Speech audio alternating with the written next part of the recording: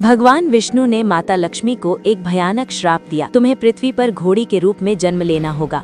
और उस श्राप के कारण माता लक्ष्मी घोड़ी बनकर धरती पर जन्म लेती हैं। जब एक समय विष्णु लोक में भगवान विष्णु माता लक्ष्मी के साथ विराजमान थे, उसी समय समुद्र मंथन से उत्पन्न हुआ दिव्य श्वेत अश्व उच्च श्रवा वहां प्रकट हुआ। ये घोड़ा केवल सौंदर्य ही नहीं बल्कि देवताओं में अत्यंत शुभ और अद्भुत माना जाता था।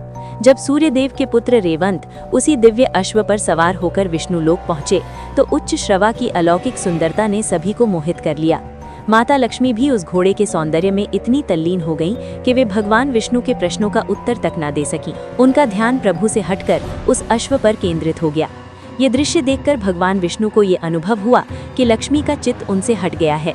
कुछ पौराणिक कथाओं के अनुसार इसी क्षण विष्णु ने क्षुब्ध होकर माता लक्ष्मी को पृथ्वी पर घोड़ी के रूप में जन्म लेने का श्राप दे दिया।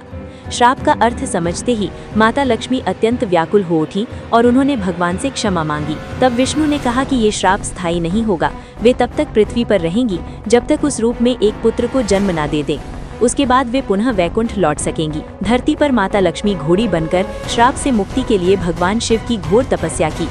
उनकी भक्ति से प्रसन्न होकर शिव जी ने विष्णु को निर्देश दिया कि वे स्वयं पृथ्वी पर जाकर लक्ष्मी को श्राप से मुक्त करें। तब भगवान विष्णु ने अश्व का रूप धारण किया। विष्णु और लक्ष्मी के संयोग से एक पुत्र का जन्म हुआ। पुत्र जन्म के पश्चात दोनों अपने दिव्य स्वरूप में वैकुंठ लौट गए।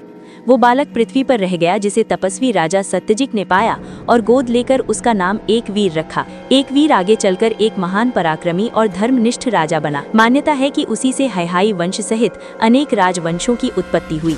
इसी हैहय वंश के सबसे प्रसिद्ध राजा अर्जुन कार्तवीर्य था। वे अपनी 1000 भुजाओं और अपार शक्ति के लिए प्रसिद्ध थे, जिन्होंने रावण को भी बंदी बनाया था। तो लिखिए, जय श्री हरि।